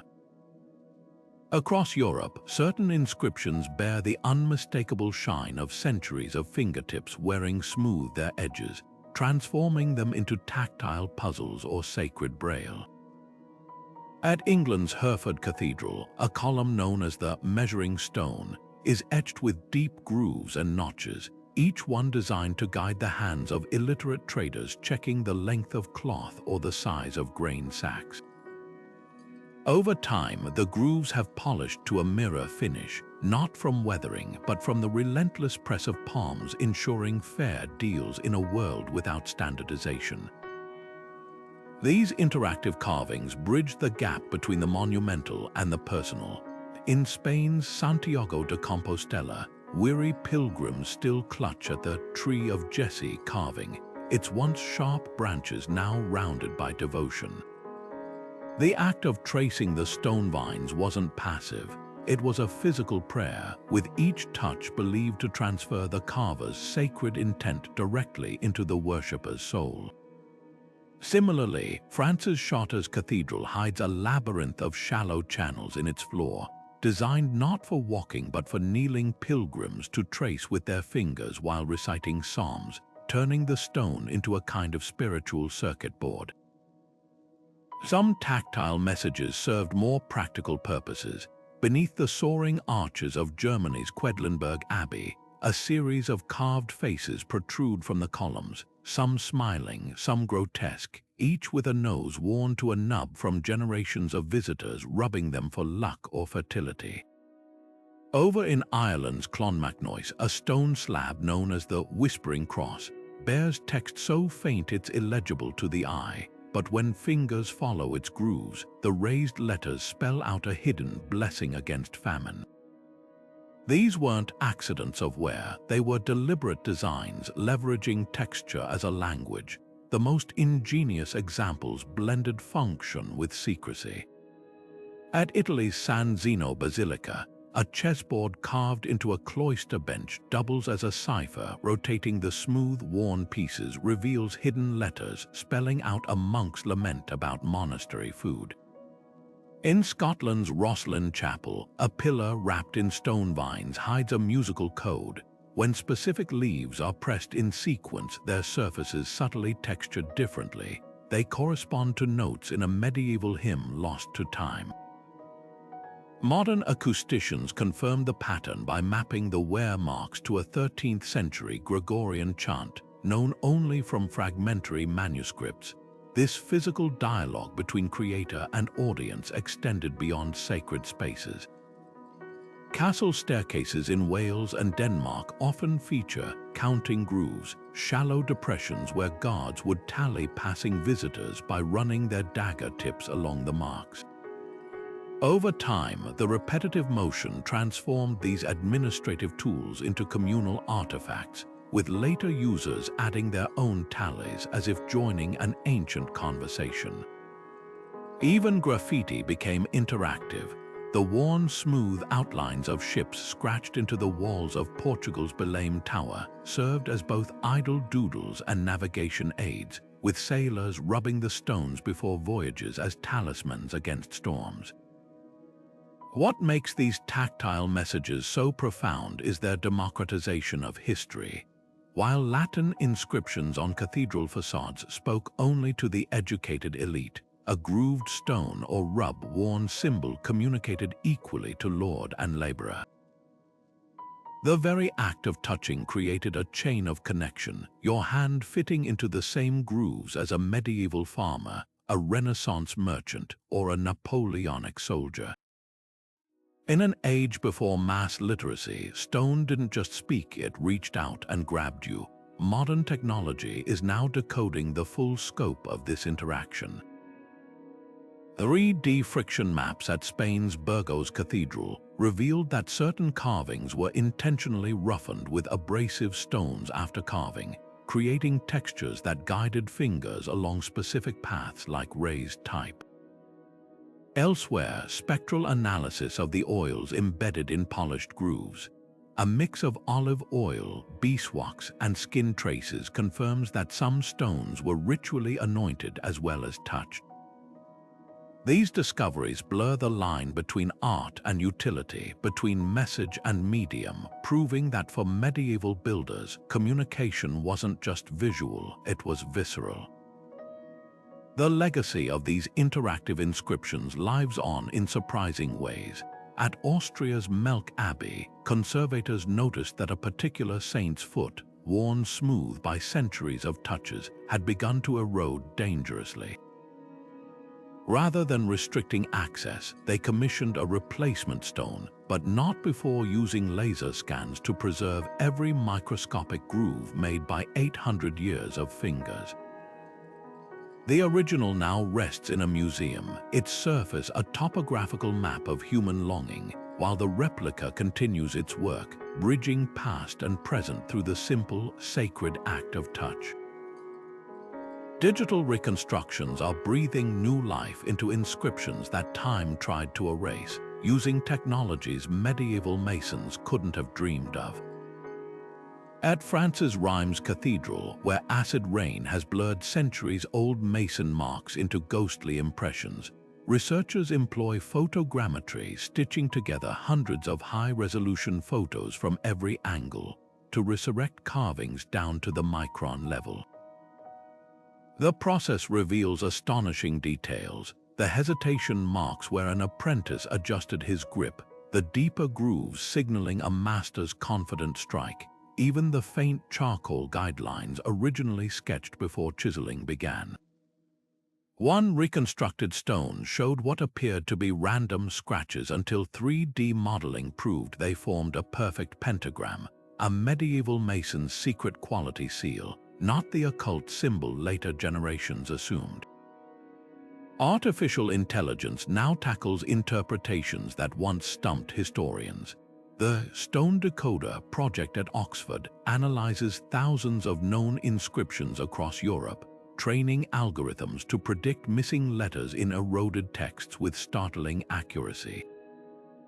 When applied to a worn slab in Germany's Magdeburg Cathedral, the AI suggested a previously illegible phrase was "steel from Goslar," identifying the origin of tools used in construction. Meanwhile, Spain's León Cathedral hosts an interactive, digital palimpsest, where visitors can slide a touchscreen bar to watch as laser-scanned grooves on actual stones transform before their eyes, peeling back centuries of weathering to reveal crisp original carvings of prices, prayers, and worker complaints. Some of the most exciting breakthroughs come from multispectral imaging, which captures data beyond visible light. At Italy's Orvieto Cathedral, ultraviolet scans exposed an entire hidden ledger of worker shifts and wages beneath layers of Renaissance whitewash, written in quick charcoal strokes by a clerk balancing accounts. Infrared imaging at Scotland's Rosslyn Chapel revealed that what appeared to be random decorative vines actually formed musical notation when viewed at specific wavelengths, a discovery that led to the reconstruction of lost medieval harmonies. The true power of these digital resurrections lies in their democratization. Through platforms like the Virtual Vellum project, anyone can now explore 3D models of inscriptions from Portugal's Batalha Monastery to Norway's Nidaros Cathedral, rotating stones with a finger swipe to examine tool marks from angles impossible in person. Crowdsourcing initiatives invite global volunteers to transcribe scanned texts, leading to breakthroughs like the recent identification of a female mason's signature in Austria's Melk Abbey, her name overlooked for centuries because later restorers had misread the Gothic script. What makes these reconstructions so revolutionary isn't just their precision, but their ability to reveal process over product. Time-lapse simulations of England's Wells Cathedral stones show how masons revised designs mid-carving, while AI-powered virtual chisels let researchers experiment with different tool angles to determine exactly how certain effects were achieved. At Germany's Cologne Cathedral, comparing digital models of the same inscription across decades has tracked the alarming acceleration of erosion, data now guiding targeted conservation efforts. The most poignant reconstructions give voice to the all but vanished. In Wales's St. David's Cathedral, spectral imaging recovered a nearly erased memorial to Dafydd the Left-Handed, his epitaph now legible after 7 centuries. He built straight though he saw crooked. At Ireland's Clonmacnoise, a collapsed archer's debris field was digitally reassembled to reveal a worker's final message before the structure fell. This stone is weary, and so am I. These aren't just technical feats, they're acts of historical justice, ensuring that the hands which shaped our world won't be silenced by time's relentless march. As the digital and physical increasingly intertwine, new possibilities emerge. Augmented reality apps now overlay reconstructed carvings onto weathered originals during on-site visits, while blockchain projects timestamp 3D models to create permanent records immune to future loss. Perhaps most remarkably, researchers at Spain's Toledo Cathedral have begun using AI to simulate how inscriptions would sound when first carved, analyzing tool mark patterns to estimate the speed and rhythm of the original chiseling, transforming silent stones into echoes of medieval workshops. From pixels to sound waves, technology isn't just preserving these messages, it's returning their heartbeat. The true power of these stone-carved whispers isn't just in what they say, it's in who they represent. For centuries, history books chronicled the lives of monarchs, saints, and conquerors, while the hands that shaped their world slipped into silence. But these inscriptions shatter that hierarchy, proving that ordinary workers, the calloused, the hungry, the overlooked, found ways to etch themselves into eternity. A mason in France's Chartres Cathedral didn't need a royal chronicler to record his existence. He simply wrote, "I, Gautier, lifted this stone on a hidden buttress, trusting the rock to outlast parchment." Consider the sheer audacity of that act. In an era when most people left no more trace than footprints in mud, these builders weaponized their skills to carve their presence into the bones of history itself.